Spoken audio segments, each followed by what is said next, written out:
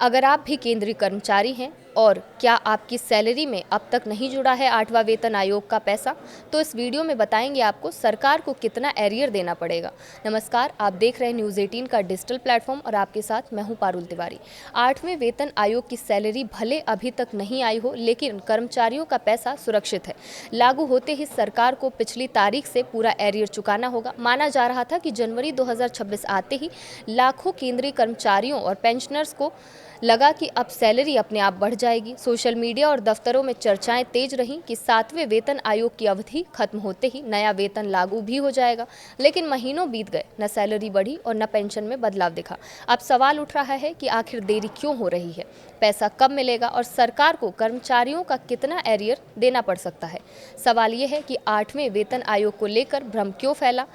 असल में हर 10 साल में नया वेतन आयोग लागू करने की परंपरा रही है। 7वां वेतन आयोग 1 जनवरी 2016 से लागू हुआ था। इसी आधार पर यह माना गया कि 1 जनवरी 2026 से 8वां वेतन आयोग अपने आप लागू हो जाएगा, लेकिन ये सिर्फ एक अनुमान था। सच्चाई ये है कि वेतन बढ़ने का कोई ऑटोमेटिक सिस्टम नहीं होता है। अब आपको बताते हैं कि सैलरी अपने आप क्यों नहीं बढ़ती है। दरअसल वेतन आयोग की प्रक्रिया लंबी होती है। पहले सरकार वेतन आयोग का गठन करती है, इसके बाद आयोग कर्मचारियों की सैलरी, भत्तों और पेंशन से जुड़े सभी पहलुओं का अध्ययन करता है। फिर अपनी सिफारिशें सरकार को सौंपता है। सरकार उन सिफारिशों पर विचार कर मंजूरी देती है। इसके बाद ही नई सैलरी स्ट्रक्चर लागू की जाती है। यही वजह है कि 7वें वेतन आयोग की मियाद खत्म होने से सैलरी अपने आप नहीं बढ़ी।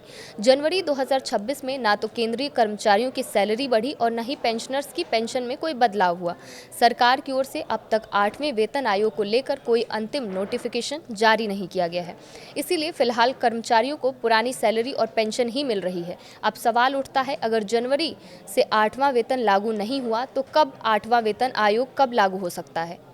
रिपोर्ट्स और पिछले अनुभवों को देखें तो 8वें वेतन आयोग की सिफारिशें 2026 की दूसरी छमाही या फिर 2027 की शुरुआत तक लागू हो सकती है। हालांकि इसमें देरी होने की स्थिति में भी कर्मचारियों को नुकसान नहीं होगा, क्योंकि कट ऑफ डेट 1 जनवरी 2026 की ही मानी जाएगी।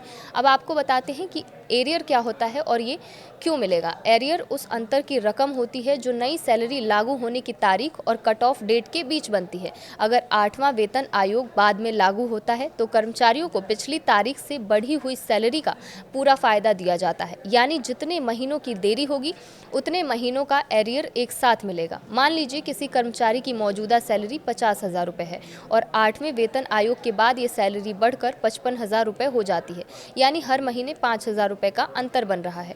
अगर आयोग मई 2027 में लागू होता है तो जनवरी 2026 से अप्रैल 2027 तक कुल 15 महीने का एरियर बनेगा। ऐसे में 5,000 रुपये प्रति माह के हिसाब से कुल एरियर 75,000 रुपये होगी। ये रकम कर्मचारियों को एक साथ दी जाएगी। सिर्फ कर्मचारी ही नहीं, पेंशनर्स को भी एरियर का लाभ मिलेगा। पेंशन की गणना नई सिफारिशों के आधार पर की जाएगी और कट ऑफ डेट से लेकर लागू होने की तारीख तक ये अंतर उन्हें एरियर के रूप में मिलेगा।